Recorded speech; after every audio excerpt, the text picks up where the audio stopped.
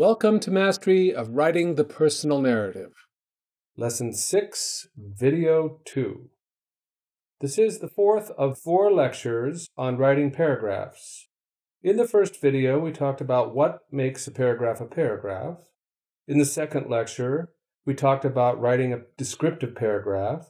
The third lecture was about how a writer handles a comparative paragraph, and this last paragraph lecture covers the contrastive paragraph. You want to look for the techniques that writers use when they write paragraphs that contrast two things to help the reader understand an idea. Make sure to take good notes. As with every video, at the end, you will be asked to submit a question for inquiry. By the end of this lesson, you will be able to write a contrastive paragraph that presents the difference between two items to a reader clearly. There are several ways your instructor might help you after you watch this lecture. After the initial inquiry session, he or she might have you form a group of sentences into a contrastive paragraph with the help of some of your classmates. You might do some research on the composition of a contrastive paragraph, or you might be asked to write a paragraph. Be prepared. Watch this video again and watch it until you understand it. Are you ready? What is a contrastive paragraph? Remember that a paragraph is a collection of related sentences dealing with a single topic. How does this definition of a paragraph apply to a contrastive paragraph? A well-written contrastive paragraph is a collection of sentences that contrast two objects or actions using contrastive word choices and writing techniques. A well-written contrastive paragraph will conform to the central principle of a paragraph and will also utilize the 4 characteristics of a paragraph. It will have a topic sentence. It will also have sufficient development of details. It will have unity, and it will have expressiveness.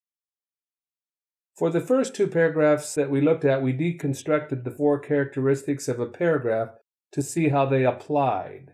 We're going to do the same thing with a contrastive paragraph. And remember the writer's toolbox? We started with the basic tools, and we added specialized tools to that box. And today we're going to enhance our toolbox with even more specialized writing tools. Before we examine the tools in our writer's toolbox, let's make sure we know exactly what a contrastive paragraph is.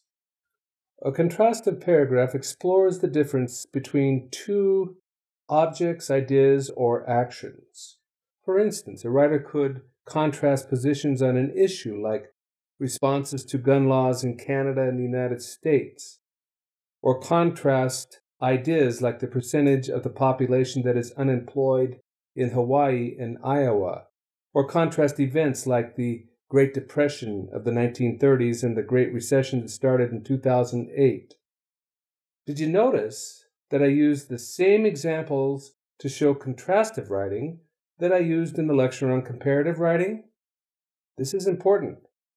A writer can compare or contrast almost any 2 objects, ideas, or actions. Let's see how writers use the 4 characteristics of a paragraph when writing a contrastive paragraph. The topic sentence tells the reader what subjects the writer is going to contrast. A contrastive paragraph needs to begin with a clear statement of the writer's intent. A topic sentence might look like this: The house was nothing like the house that I lived at. What 2 subjects will be contrasted? The 2 houses, right? Let's look at the second characteristic of a paragraph: sufficient development of details. The topic in a contrastive paragraph should provide details that point to the differences between 2 subjects. To make sure you're developing the details of your contrastive paragraph effectively, use words that signal differences and contrast. Here's a small list of words that show contrast: different, unlike, not alike, dissimilar, differently, and unlike. For a comprehensive list of words that show contrast, go to the Materials folder for the contrastive paragraph in your learning management system. And let's look at an example. The house was nothing like the house that I lived at. The row of coat hooks by the front door was different than the coat rack at my house in 100 million ways. For one thing, my dad was the only one that used the coat rack at my house, and he never used it for hanging his coat. There were a lot of coats and scarves and hats on these hooks, and they were big enough for the giants in my picture books. And not all the hooks had coats. There were enough hooks for everybody's coat in the whole world. Only problem was they were too high up, so I kept my coat on just like when I was at home. Well, are there sufficient details? This paragraph starts out by saying that the house was nothing like the house the little boy came from, didn't it? Can you spot the words that show contrast? Different. Is that it? Different is the only word the writer uses in the entire paragraph that shows contrast. Is that okay? I'll talk about this more in a minute. Right now, let's talk about unity. The writer must maintain focus so that every sentence provides contrastive details and serves the topic sentence. The details must further the contrastive discussion to a satisfying conclusion. So are all the sentences in this paragraph serving the topic sentence? We can answer this question and solve the problem we had because the writer only used one contrastive word by looking at the fourth characteristic of a paragraph, expressiveness. I'm going to introduce you to hyperbole. Writers often use hyperbole when they want to make the difference between two subjects clear. What is hyperbole? It is an exaggeration or overstatement. Hyperbole often borders on the ridiculous. I'm willing to bet all the money I have ever made that you use hyperbole almost all the time. You just didn't know it was called hyperbole. And did you notice the hyperbole I just used? Am I really going to bet all the money I've ever made? No. Have you ever said something like, "There are a million reasons I won't go out with him or her again"? So do you really have a million reasons? I don't think so. Did you make your point effectively when you said you had a million reasons? Absolutely. Here are a couple more hyperboles you might recognize. I'm so hungry I could eat a horse. Or, I'm so stuffed I'm not going to eat for a month. Does the writer use hyperbole in this paragraph? Let's take a look. 100 million ways.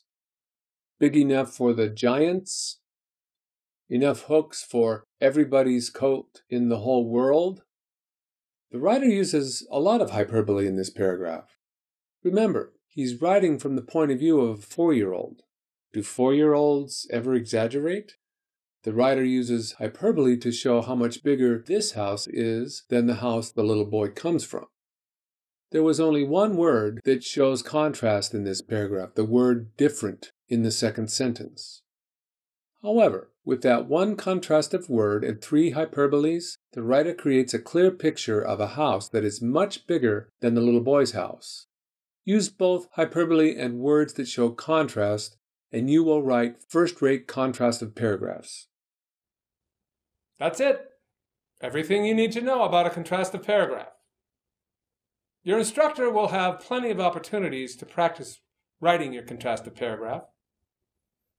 Make sure that you are there and take advantage of every writing opportunity that is offered you.